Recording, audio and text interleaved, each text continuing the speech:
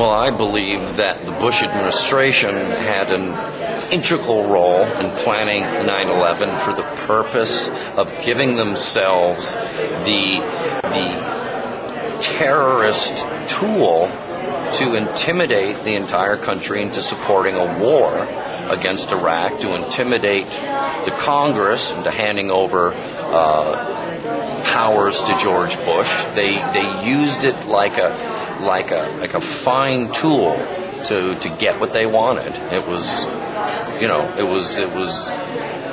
an amazing thing that they've pulled off, and they've managed to, they're the terrorists. The Bush administration are the international terrorists of the world.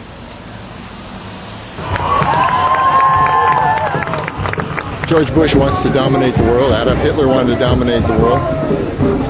George Bush, though, inherited a very powerful country, and Adolf Hitler built one. Bush only has one concentration camp, in Guantanamo Bay. Hitler, I think, had about 42, mostly in Poland.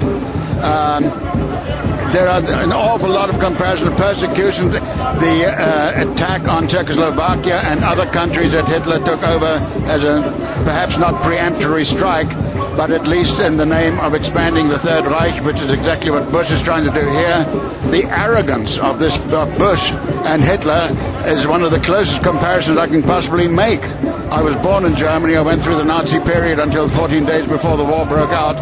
And there are things going on in this country which make me feel just as uncomfortable as I did then. What I see is that when Hitler, and I lived through that, Hitler was marching in country after country all over Europe, and we're beginning to do that the earth over. And so I think there's a great similarity there. Plus, I think everything that Hitler did was legal in his country, and I think that Bush is really tearing the Constitution apart.